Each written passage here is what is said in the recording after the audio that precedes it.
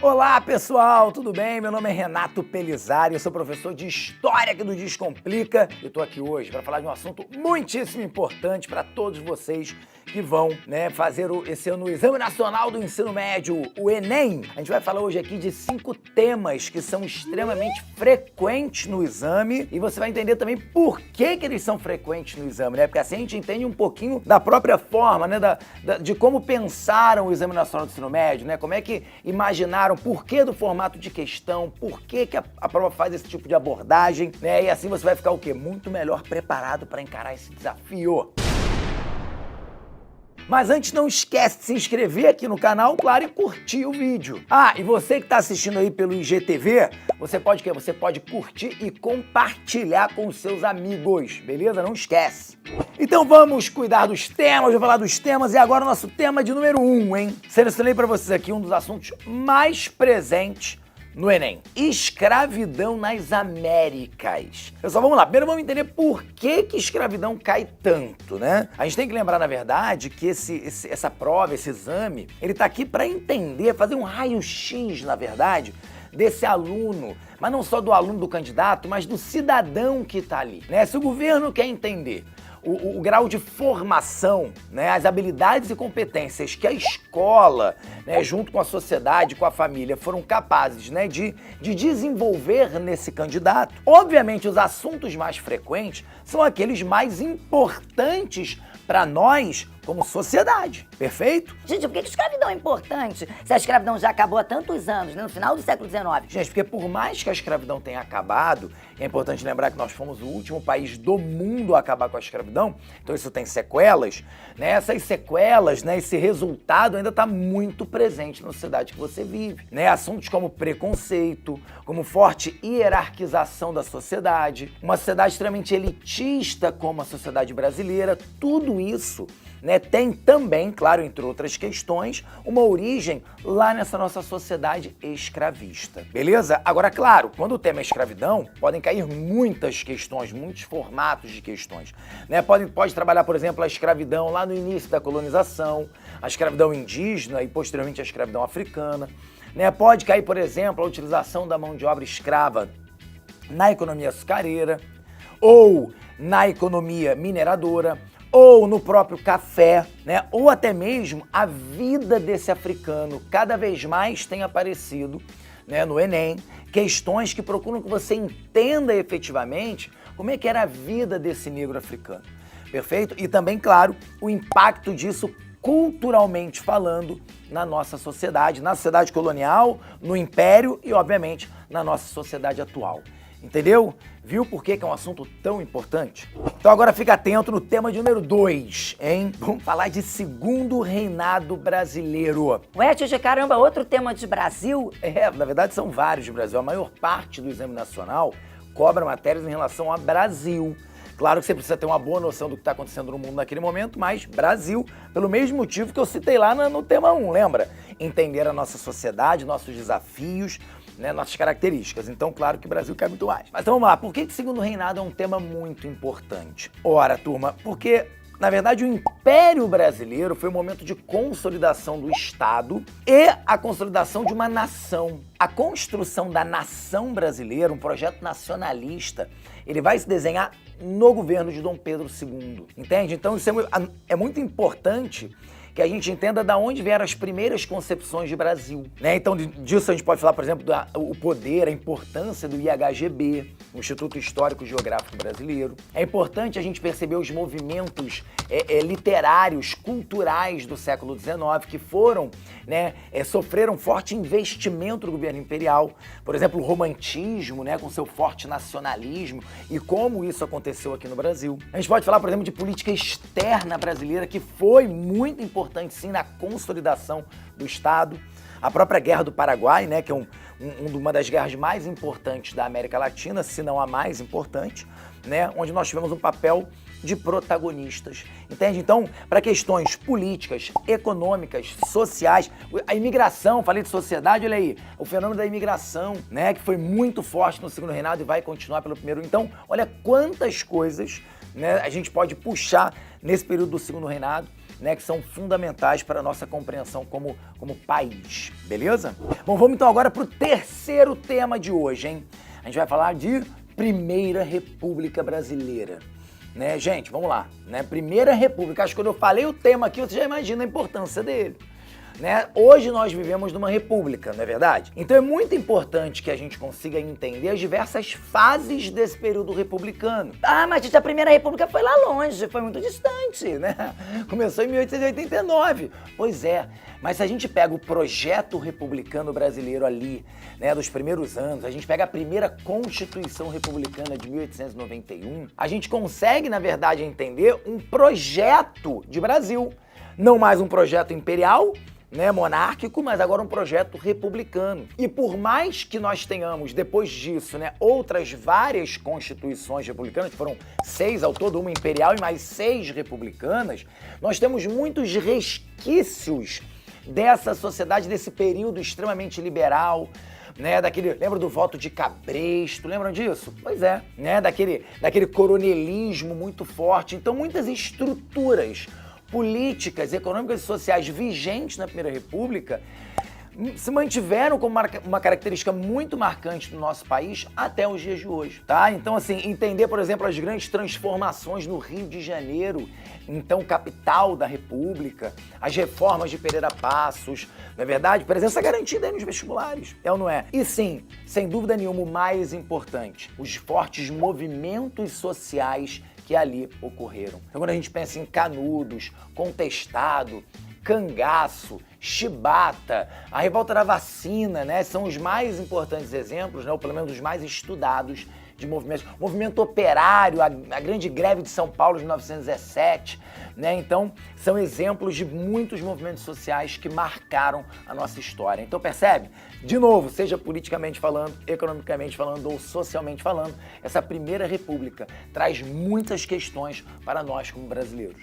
Bom, vamos agora para o tema de número 4. E para você aí que gosta de história geral, já estava assim, Poxa, não vai ter nenhum teminha de história geral? claro que vai. Agora é um período também da história que aparece demais, que eu chamo de período de entreguerras, né? O que é isso? O que é entreguerras, professor? Ora, aquele período que fica entre a Primeira Guerra, a Grande Guerra, né, que a gente chama de Primeira Guerra Mundial, e a Segunda Guerra Mundial. Basta eu explicar para você quais são os assuntos que estão aqui, que você vai entender a importância deles, quer ver? Ali pro finalzinho da Primeira Guerra, a gente vai falar de revoluções russas. Olha isso.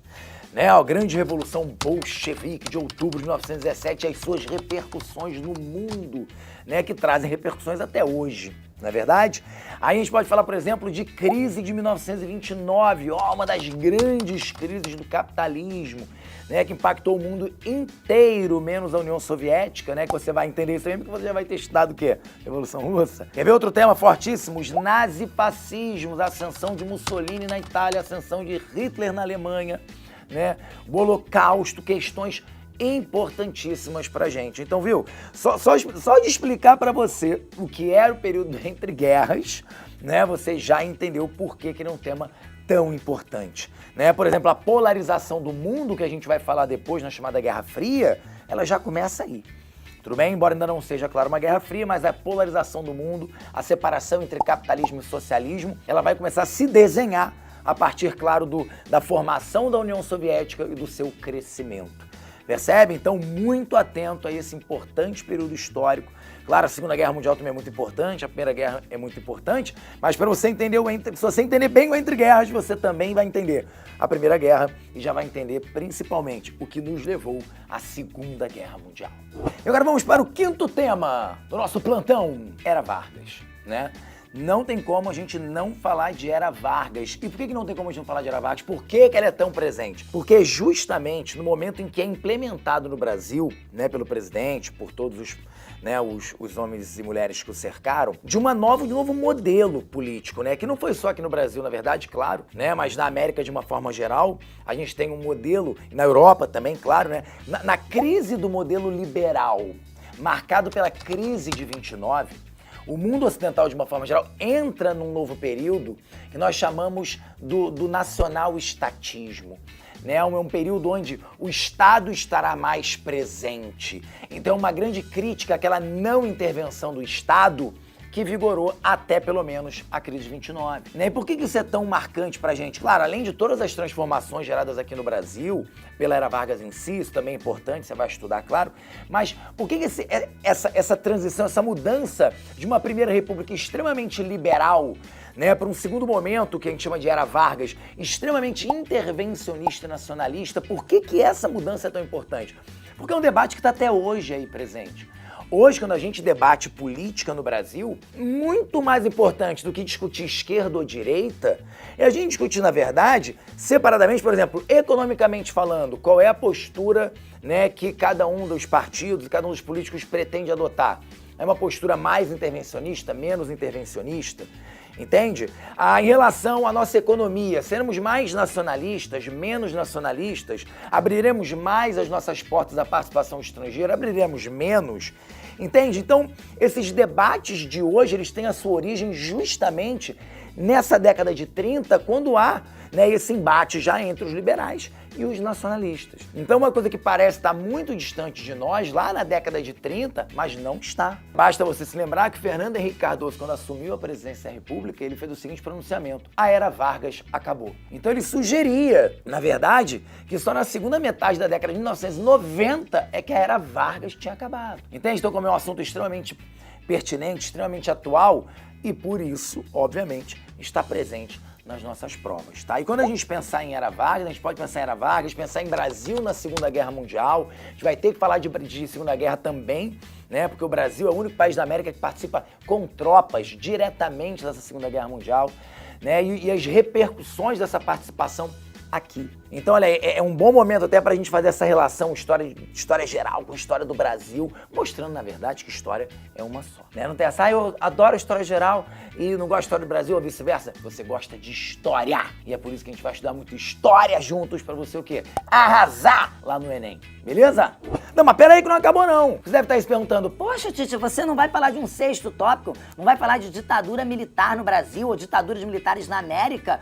Todo ano cai alguma coisa sobre isso. pois é, gente, vamos lá. Isso, na verdade, é uma aposta nossa, né? Vocês devem estar acompanhando, espero que estejam acompanhando os debates, né, em relação ao Enem, ao INEP, né, MEC, INEP, né? O INEP é um instituto responsável pela realização do Enem. E vocês já devem ter percebido que esses assuntos que são considerados pelo atual governo do Brasil, né, o governo de Jair Bolsonaro e dos seus ministros, ser um tema bastante polêmico, né, vamos colocar assim, e as declarações que foram feitas a partir dos representantes do governo que estarão ligados diretamente ao Enem, a gente pode esperar que alguns assuntos sejam evitados esse ano, né? Porque eu já ouvi alguns alunos falarem assim, professor, será que então vai cair uma questão que exija que a gente, sei lá, defenda o movimento dos militares de 64, ou que a gente chame de Revolução de 64, eu particularmente não acredito. Até porque o governo não tem tempo hábil de de encomendar novas questões, até porque ele não pode pegar a questão e colocar diretamente no Enem, né? Isso é feito a partir de um sorteio, é randômico isso. Existe um banco de questões gigantescos do INEP e essas questões são retiradas desse banco.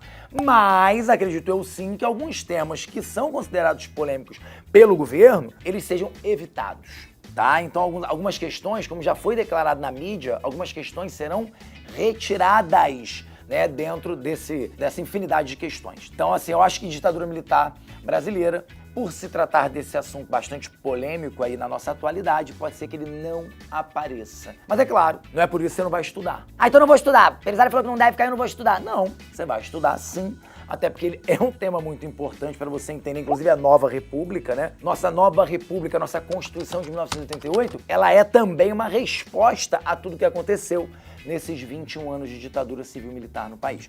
Então, não acho que é um tema que cai esse ano por esse motivo, mas é um tema importante. Você vai estudar também, e vai estudar aqui com a gente no Descomplica, então, né? Óbvio que você vai estudar toda a história, beleza? Mas na hora de dar aquele foco, então aposto nesses 5 temas que a gente listou pra vocês.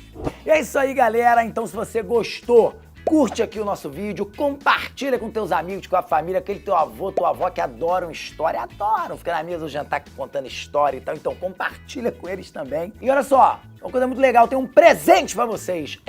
Aqui na descrição do vídeo tem um link pra você assinar o Descomplica com desconto. Ah, não perde, beleza? Vai ser um prazer tê-los aqui na Família Descomplica e nós vamos juntos até o Enem. Na verdade, a gente vai junto até a sua vaga na universidade. Valeu, galera. Obrigado, até o próximo plantão. Beijo.